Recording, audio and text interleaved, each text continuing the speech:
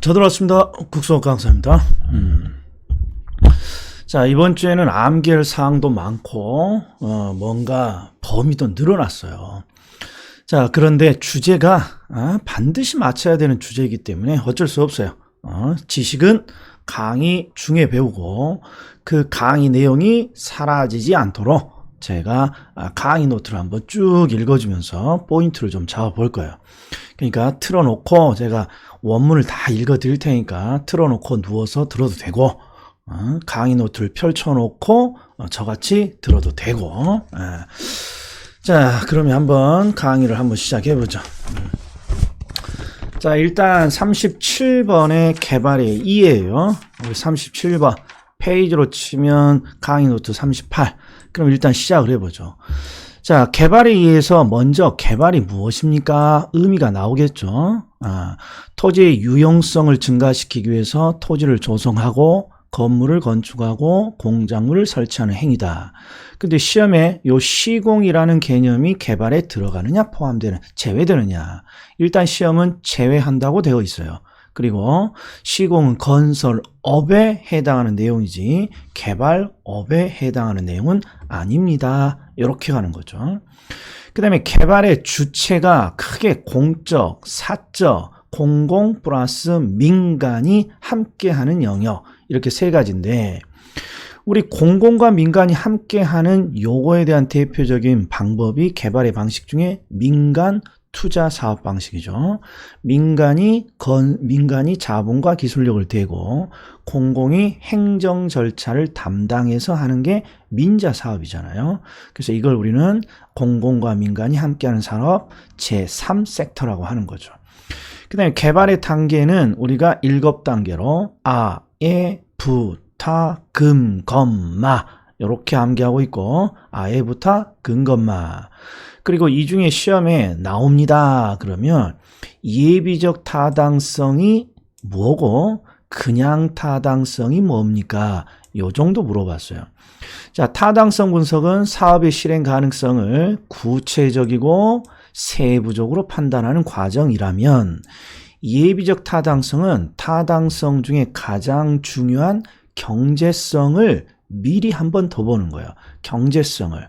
그래서 개발 사업으로부터 예상되는 수익과 비용을 계략적으로 계산해서 경제성을 검토합니다. 그러면 예비적 타당성 분석이에요. 다시 타당성 분석은 사업의 실행 가능성을 구체적 세부적으로 판단하는 단계라면 예비적 타당성은 타당성에서 가장 중요한 경제성을 미리 계략적으로 한번 더 보는 단계를 말합니다. 이렇게 이해하면 되겠어요.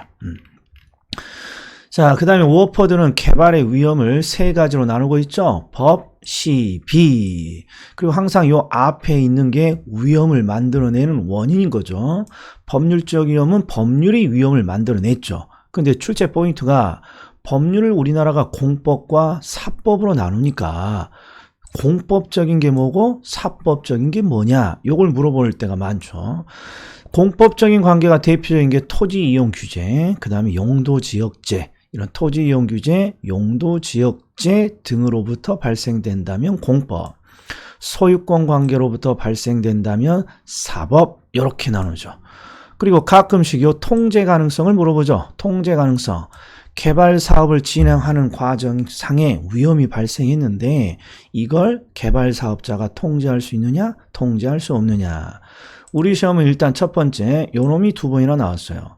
행정기관의 행정의 변화로 행정기관의 허가 지연으로 손해가 발생했다. 이런 거 통제할 수 없는 거죠. 또 대표적인 게 공사 중에 문화재가 발견됐다. 이건 통제할 수 없는 거죠. 다만 부실 공사에 대한 하자 책임은 사업자가 책임을 지고 통제해야 될 내용인 거죠.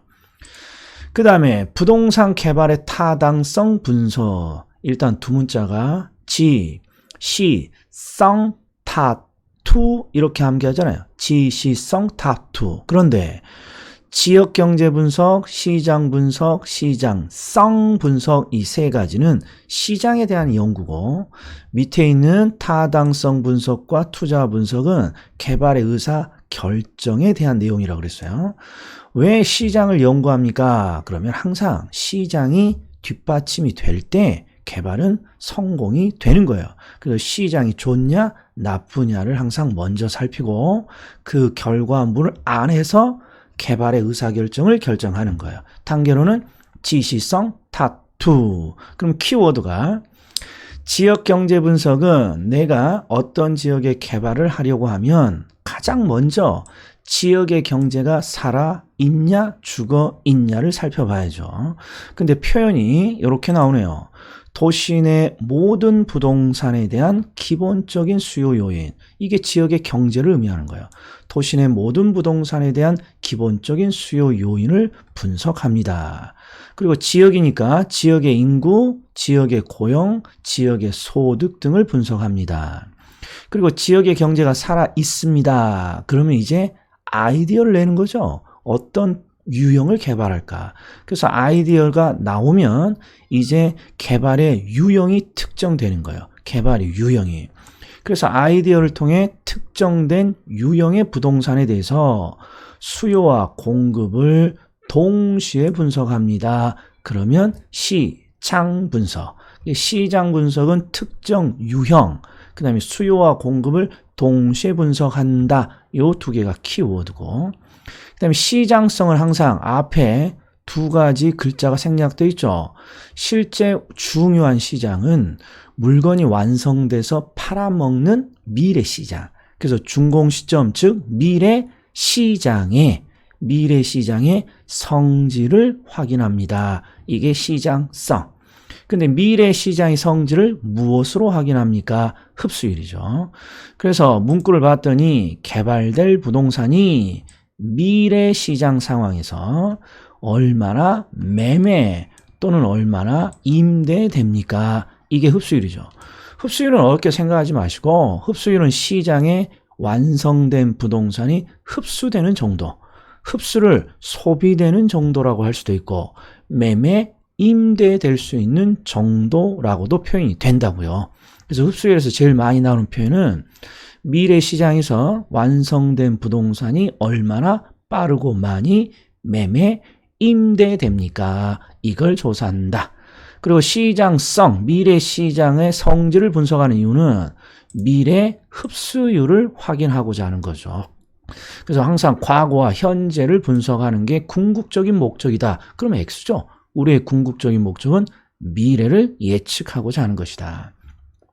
그럼 이제 시장이 어느 정도 받쳐줍니다. 그러면 이제 구체적으로 개발의 의사결정을 가야 돼요. 그래서 첫 번째가 사업의 실행 가능성을 구체적이고 세부적으로 판단합니다. 타당성 분석이 들어가죠. 근데 구체적, 세부적이라는 말이 뭐니? 그러면 꼼꼼히. 그럼 꼼꼼히는 뭐니? 법률, 기술, 경제적인 모든 측면을 꼼꼼히 살핀다는 거예요. 그런데 어떤 측면이 분석하든 가장 중요한 건 경제성이죠. 경제성. 그래서 결국 타당성 분석은 쉽게 말하면 개발의 수익, 개발의 비용을 측정해서 수익이 더 많으냐, 비용이 더 많으냐, 이걸 분석하는 게 타당성 분석이에요. 그리고 타당성 분석은 당연히 수익이 더 클 때 타당하다고 하겠죠. 그러면 이렇게 타당성 분석이 끝나면 이제 첫 번째 자주 나오는 표현이 이놈이죠. 타당성이 인정되더라도 개발업자에게 모두 채택되는 것은 아니죠. 항상 여러 가지 아이디어를 동시에 분석하니까 여러 가지 아이디어가 동시에 타당하더라도 개발업자는 그 중에 하나를 선정해야 돼요. 왜? 개발의 자금이 충분하지 않기 때문에 그렇죠. 그래서 투자 분석이란 다양한 투자 분석 기법을 활용해서 최종 대안을 선택하는 과정입니다. 이렇게 되는 거예요. 이게 지시성 타투. 그런데 부동산 분석에서 가장 시작이면서 중요한 건 지역의 경제가 살아있냐 죽어있냐를 살피는 거예요. 근데 지역의 경제를 살피는 가장 전통적인 방법이 요 경제 기반 이론이라는 거예요. 경제 기반 이론은 무엇입니까? 그러면 도시 또는 지역의 산업은 항상 기반과 비기반 산업으로 구분이 될 수 있는데 항상 어떤 산업이 도시의 성장을 결정하더라. 기반 산업. 그래서 어떤 지역의 경제가 살아있냐, 죽어있냐를 살피기 위해서는 그 지역의 기반 산업의 정도를 확인해야 된다. 이게 경제 기반 이론이에요. 그러나 애석하지만 경제 기반 이론은 항상 입지계수를 계산하세요 라는 걸로 우리 시험에 출제된단 말이에요. 그래서 입지계수는 뭔지 공식 계산을 풀 거 아니면 공식은 필요 없는 거 아니에요. 그러나 말 문제로 요건 잘 나와요. 입지계수는 뭔지 모르지만 분수 형태예요.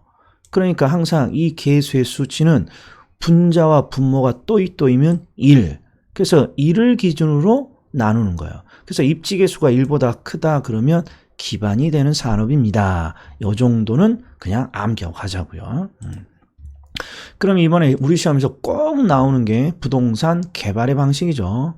자, 부동산 개발의 방식은 크게 국가와 지방자치단체가 개발하는 공영개발 방식이 있죠.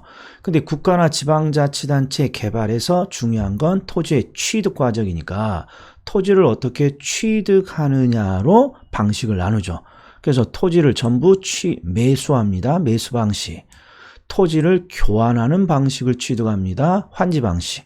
매수 방식과 환지 방식을 혼합한 게 혼합 방식. 이 중에 매수 방식 정도, 아니요, 환지 방식 정도만 제대로 이용하면 돼요. 환지 방식은 개발이 되기 전 토지를 개발 후 토지로 교환해 주는 거죠. 그래서 사업 시행 전에 존재하던 토지를 사업 시행 이후에 새롭게 조성된 토지로 교환시키는 방식입니다. 그리고 이 환지 방식이 등장한 이유는 매수 방식이 너무 비용이 많이 들기 때문에 그렇죠. 빠른 방식이지만. 그 다음에 민간 개발의 방식에서 첫 번째는 도대체 민간 개발의 이 민간은 무엇입니까? 이거잖아요. 토지 소유자, 토지 소유자. 그래서 민간 개발의 사업 주체는 토지 소유권을 가지고 있는 사람이 사업 주체라는 걸 잊으면 안 된다 그랬어요. 토지 소유자가 주체니까 토지 소유권을 가지고 있는 자가 사업의 주체예요. 그럼 첫 번째, 자체 개발 방식. 자체 개발 방식은 토지 소유자가 개발의 모든 단계를 담당합니다. 토지 소유자 혼자 다 해먹는 방식이죠. 그런데 문제는 이익은 굉장히 높죠. 혼자 다 해먹으니까. 그러나 이익이 높은 대신에 위험도 높더라. 그래서 어떻게 하면 이 위험을 낮출 수 있을까요? 했더니 토지 소유자가 혼자 하지 말고 다른 사람이랑 함께 합시다. 이걸 선택한 거죠. 이게 지주 공동사업 이렇게 되는 거예요. 근데 지주 공동사업은 항상 지주인 토지 소유자가 사업의 주체로 가운데 딱 중심에 있고 이제 누군가랑 같이 사업을 하는데 첫 번째 요 세 개죠. 요 세 개. 자, 공사비 이쪽은 항상 건설업자랑 함께 사업을 하죠. 토지 소유자가 건설업자랑 함께 사업을 합니다. 그럼 건설업자에게 공사를 시켰을 거 아니에요. 건설업자를 고용해서.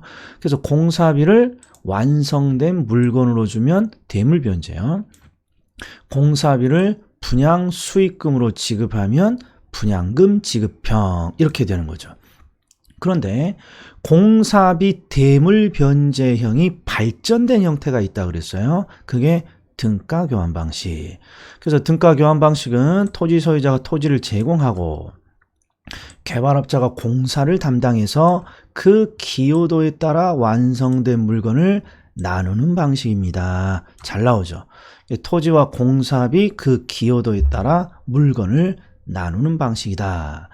그 다음에 토지 소유자가 건설업자를 고용해서 공사만을 시키는 게 아니라 토지 소유자가 이번에는 개발업자를 고용해서 개발의 전 과정을 부탁하고 싶습니다. 이게 사업 위탁형. 자, 개발업자에게 사업의 전부를 부탁하는 방식이에요. 그리고 부탁하면서 반드시 수수료를 지급하겠죠. 근데 시험에 나오면 얘가 만만치 않아요. 사업 위탁형은 개발업자를 고용해서 수수료를 주고 개발의 절차를 이행해달라는 내용이니까 여전히 토지 소유권은 토지 소유자가 가지고 있는 거예요. 그래서 사업 위탁형에서 사업 주체는 누구입니까? 그러면 토지 소유자라고 대답해 줘야 되고 사업 위탁형에서 사업의 명의는 무엇으로 되어 있습니까? 여전히 토지 소유자라고 해줘야 돼요. 그리고 사업 위탁형을 출제자에 따라서는 수탁형 이렇게 부르기도 하죠. 위탁 대신에 수탁, 똑같은 표현. 그 다음에 사업 위탁형이 발전된 게 신탁이죠. 신탁은 믿고 부탁하는 형태니까 반드시 믿음에 대한 증표를 줘야 된다고 했어요.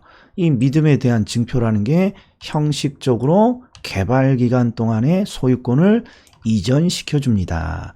그런데 소유권을 이전했다라는 의미가 대단히 중요하단 말이에요. 신탁회사에게 소유권을 이전시켰다는 거 토지 소유자가 이제는 내가 개발의 주체가 되기 싫다는 뜻이에요. 즉 소유권이 신탁회사로 넘어갔으면 이제 개발의 주체도 신탁회사가 되는 거죠. 그래서 신탁회사가 부족한 자금도 신탁회사가 조달해야 되는 것입니다.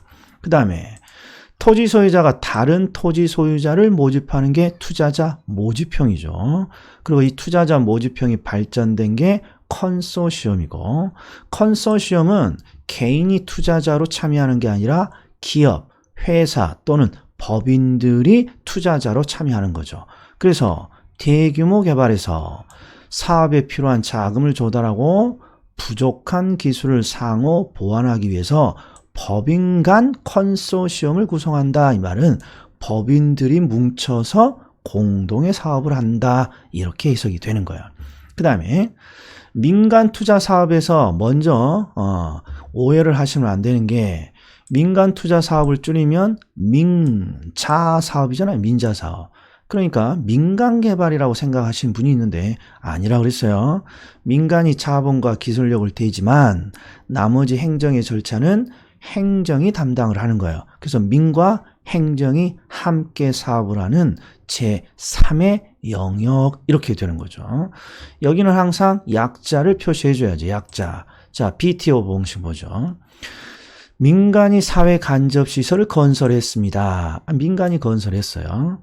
소유권을 주무관청에 양도, 소유권을 넘겼어요. 트랜스퍼. 일정 기간 시설에 대한 운영권을 갖습니다. 그리고 이 운영권으로 사업에 투자된 비용을 회수하죠. 우리가 알고 있는 대부분의 기반 시설 등은 이 BTO 방식이에요. BTO 방식. 그런데 BTL이라는 게 있어요. 민간이 사회 간접 시설 건설합니다. 그 다음에 소유권을 주무관청에 양도하고요. 그리고 운영권을 받아요. 근데 운영을 무엇으로 한다고 나와 있으면, 운영을 임대차로 한다고 나와 있으면 이 운영인 O를 쓰는 게 아니라 리스라는 약자를 쓰는 거죠. BTL. 그리고 밑에 있는 요 사례도 시험이 잘 나와요. BTL은 운영을 리스라는 임대차로 하기 때문에 전부 다 건물과 관련되어 있는 내용이 출제된다. 건물과 관련된 내용들이 학교, 건물, 기숙사, 군인, 아파트 이렇게 되는 거죠. 자, 이번엔 관리. 관리는 9가지에 대해서 9가지 관리를 암기해야 되는데 최소한 6가지를 묶을 수 있어야 된다 했어요. 자, 여기죠. 요 시설 관리가 제가 시작이었죠. 우리가 아는 상식의 관리는 시설물을 유지, 보수하는 시설 관리를 우리는 상식의 관리라고 합니다. 그리고 이 시설 관리에는 반드시 기술이 필요하니까 시설 관리를 우리는 기술적 측면의 관리라고 하는 거죠. 기술적 측면의 관리. 그런데 전문 관리인이 등장했어요. 자격증으로는 주택 관리사 제도가 만들어지고, 그래서 이제 전문 관리인이 등장하니까 단순히 시설 관리인 기술적 측면만 담당하지 말고 경제나 법률적인 측면을 아울러 담당해 주세요. 그래서 탄생한 게 바로 복합관리 또는 종합관리라는 문구죠. 그러면 여기서의 포인트는 어떤 내용을 주고 기술이냐 경제냐 법률을 찾으라는 거죠. 우리가 자주 틀리는 게 첫 번째, 건물에서 위생, 보안, 보존 설비는 절대 틀리지 않아요. 왜?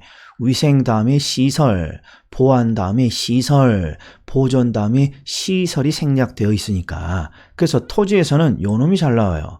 경계를 측량합니다. 그러면 측량 기술이 필요하니까 기술적 관리. 그 다음에 뜬금없는 건물과 부지의 부적응을 개선시킵니다. 건물과 부지의 부적응 개선이라는 건 토지에 건물이 들어오면 사람의 활동 공간이니까 토지에 배수시설, 포장시설 이런 것들을 설치하는 거예요. 이러면 기술적 관리인 거죠. 그 다음에 경제적 관리에서는 인사노무, 인사노무가 나오면 인사비, 노무비 이게 떠올라야죠. 그 다음에 법률적 관리는 계약, 예약, 그 다음에 인허가 신고, 권리관계 조정이죠. 그런데 가끔씩 어려운 표현이 하나 나와요. 그게 뭐냐? 그러면 이런 표현이에요. 부동산에 대한 물리적, 기술적 하자. 지금 여기엔 들어가 있지 않는데 물리적, 기술적 하자.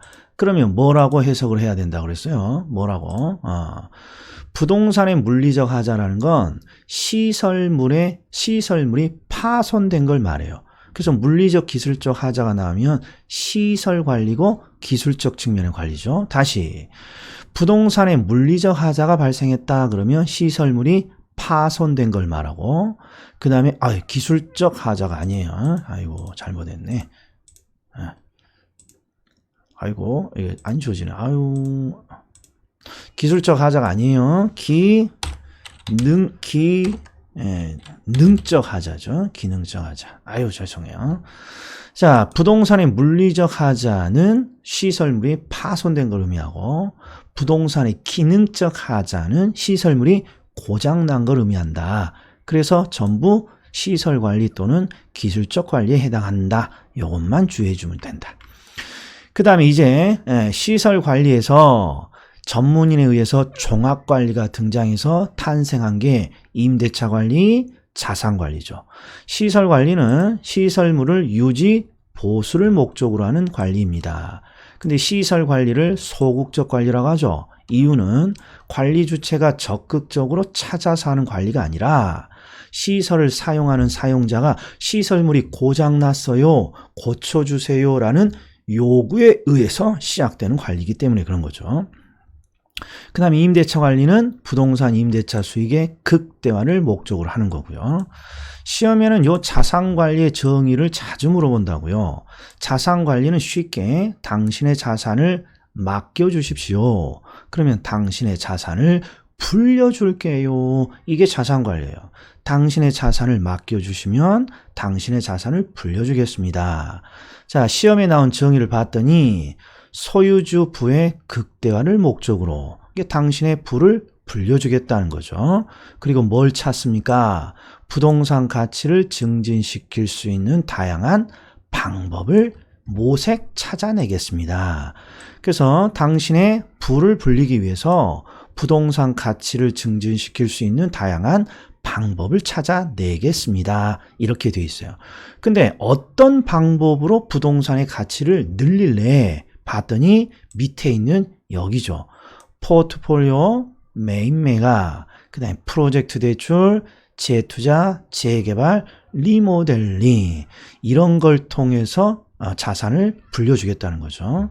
자주 나오는 게 매입, 매각, 그 다음에 리모델링 결정, 그 다음에 포트폴리오 겁나 잘 나옵니다. 그 다음에 관리 방식의 자가 위탁 혼합은 항상 장단점이 나오는 거죠. 자, 자가관리. 관리 업무에 대한 강한 지시 통제가 가능하고 업무 처리가 신속하고 종합적입니다. 신속하다도 따로 잘 나오고 업무가 종합적이다. 이것도 잘 나오는 거예요. 강한 지시 통제. 업무 처리가 신속하고 종합적입니다. 그리고 기밀과 보안의 측면에 유리합니다. 그 다음에 위탁관리는 딱 요거죠. 전문적인 계획관리를 가능하니까 노후화를 방지할 수 있다. 전문적인 계획관리.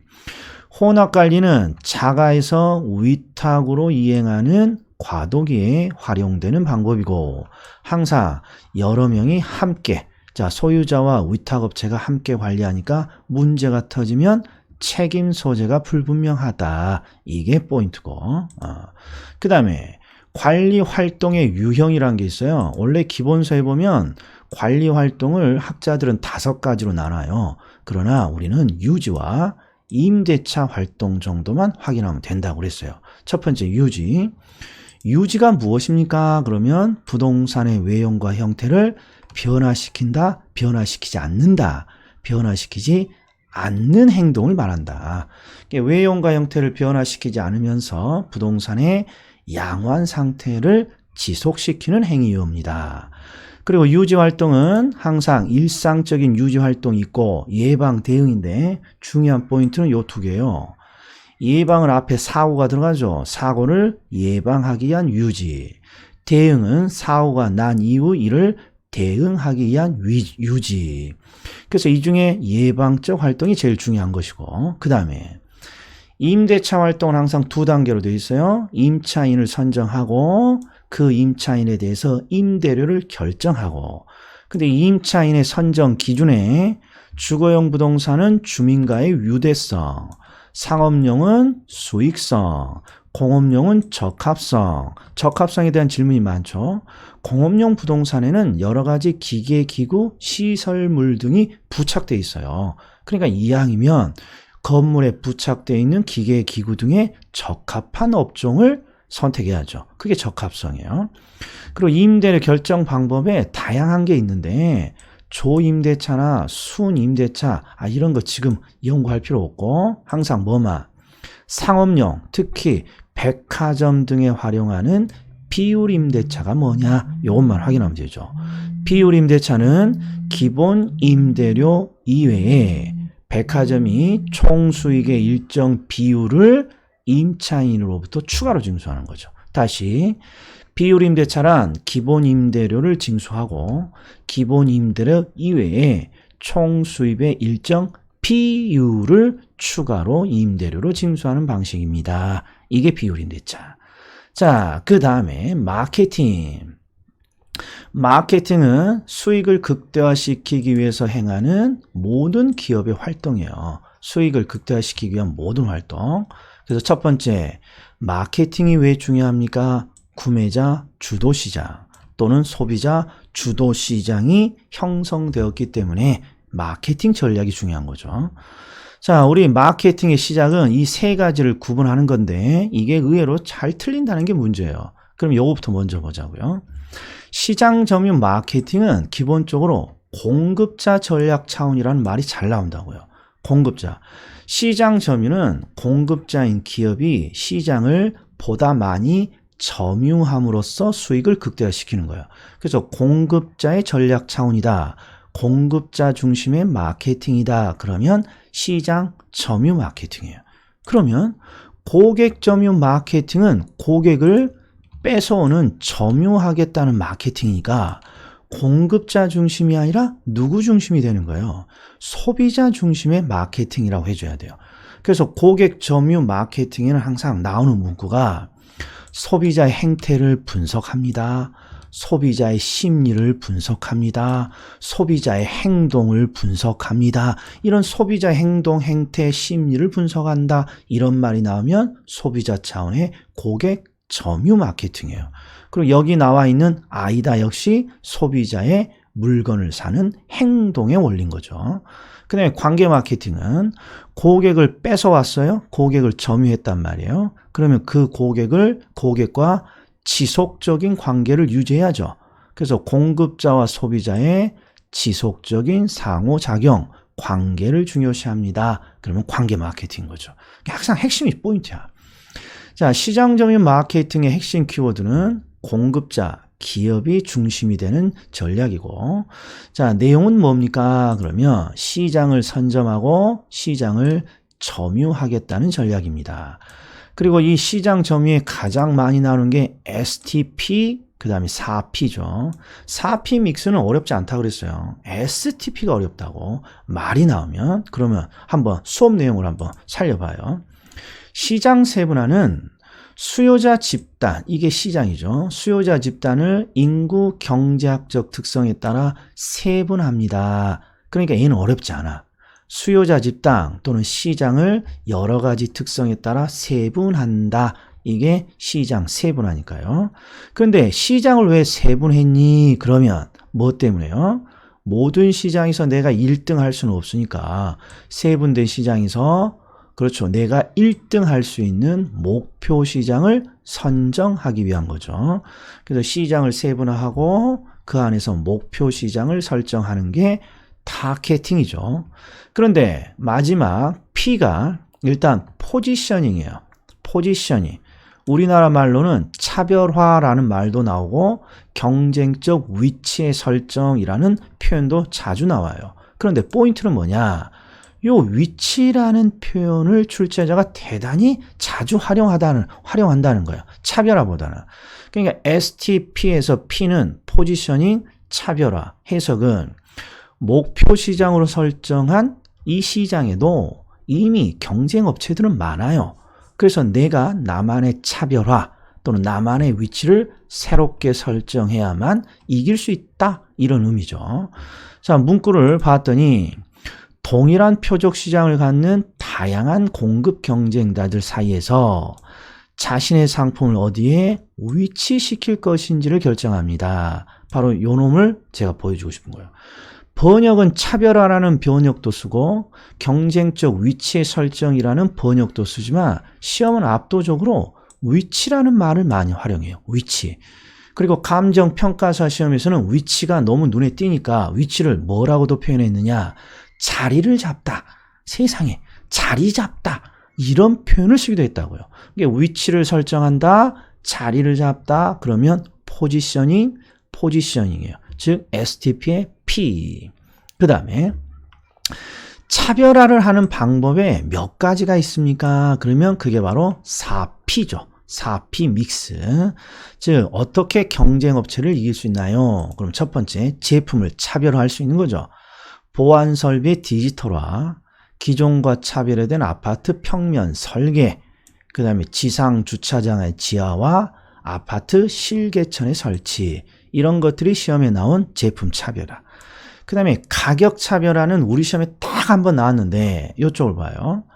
가격 수준 정책이 있어요. 가격 수준 정책은 저가로 할 것이냐 고가로 할 것이냐. 근데 얘는 우리 시험에 나온 적이 없어요. 이유가 뭐냐. 우리 탄력성에 보면 기업이 즉 임대 사업자가 임대 총 수입을 증가시키기 위한 전략이 있잖아요. 소비자들이 즉 수요가 비탄력, 안 똑똑하면 고가 전략을 쓰는 거고 소비자들이 똑똑하면 가격을 낮추는 저가 전략을 쓰지 않습니까? 거기서 대부분 시험에 나오는 거고 우리 시험에 마케팅에서 나온 건 딱 요거 하나예요. 신축 가격이 뭐냐? 신축 가격. 우리가 주변에 보는 아파트의 가격들은 대부분 동일한 아파트지만 위치, 방위, 층 등에 따라 가격을 다 신축적으로 가격을 높이기도 하고 낮추기도 한단 말이에요. 이걸 우리는 신축 가격이라고 그래요. 부동산의 특성에 따라 신축적으로 가격을 높일 수도 있고 낮출 수도 있어요. 이게 신축 가격. 그리고 이런 걸 신축성 정책 이렇게 부르는 거죠. 유통 경로와 관련된 내용은 세 가지밖에 없어요. 부동산은 유통이라는 게 직접 팔 것이냐, 분양 대행사를 쓸 것이냐, 중개업소를 활용할 것이냐, 직접 판매할 것이냐, 분양 대행사를 활용할 것이냐, 중개업소를 활용할 것이냐. 그리고 촉진. 이 촉진이라는 표현이 STP의 포지셔닝처럼 다양하게 형태로 표현이 되면 어려운 거예요. 왜? 촉진이라는 건 판매를 촉진시킬 수 있는 또 모든 방법이거든요.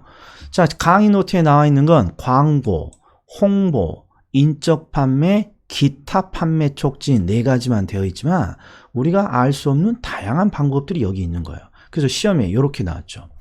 소비자의 자극을, 소비자에게 뭔지 모르지만 소비자에게 강한 자극을 만들어냅니다. 이런 표현도 나왔어요. 소비자를 강하게 자극합니다. 뭐 하려고? 판매를 촉진시키려고. 그 다음에 기타 판매 촉진으로 자주 나오는 게 경품을 제공합니다. 사은품을 제공합니다. 추첨합니다. 그래서 시험에 추첨을 통해서 양문형 냉장고, 벽걸이 TV를 제공해요. 그럼 갑자기 강한 의지가 생기죠. 이게 촉진이다 이런 거죠. 프로모션. 자, 그 다음에 고객 점유 마케팅은 소비자 중심, 소비자 중심. 그러니까 소비자의 행동을 분석한다, 행태를 분석한다, 심리를 분석한다. 이게 다 나와야죠. 그리고 이걸 우리는 아이다 원리라고 하죠. 아이다 원리의 약자는 일단 중개 실무에서도 하는 거 아닙니까? 자, 일단 제가 지하철 보부상을 가정하라고 그랬어요. 지하철 보부상님이 그렇죠. 카세트 스테레오를 끌고 와서 볼륨을 이빠이 키며 자고 있던 내가 깜빡 놀라서 주목하게 되죠. 우리 판매자에게. 그러면 지하철 보부상 이제 볼륨을 잔잔하게 볼륨을 낮춰서 노래가 잔잔하게 귀에 들리도록 볼륨을 낮춰요. 그럼 우리는 관심을 이제 쏙 갖게 되는 거죠. 그러면 이제 판매자는 CD 한 장에 당신이 추억에 잘 듣던 팝송 100곡을 단돈 10,000원에 모십니다. 라고 구매 욕구, 구매 욕망을 불러일으키고 바람잡이와 함께 구매 행동을 만들어냅니다. 이게 아이다 원리인 거죠. 아이다 원리. 자, 요 정도가 지금 기본적으로 우리가 이해하고 암기해야 될 내용이에요. 요 정도면 돼. 그리고 이제는 뭐만 하셔야 돼. 그죠? 복습 문제에서 제가, 그죠? 기출 지문들을 내면 그걸 자꾸 대비시켜 줄 수 있어야죠. 자, 일단 개발 2개 나오고요. 관리 하나 나오고 마케팅 하나 나와요. 그러니까 지금 제가 4페이지, 5페이지 지금 읽어드렸는데 굉장히 중요해. 굉장히. 그리고 지대지가는 조금 있다가. 자, 일단 여기서 1부 끝.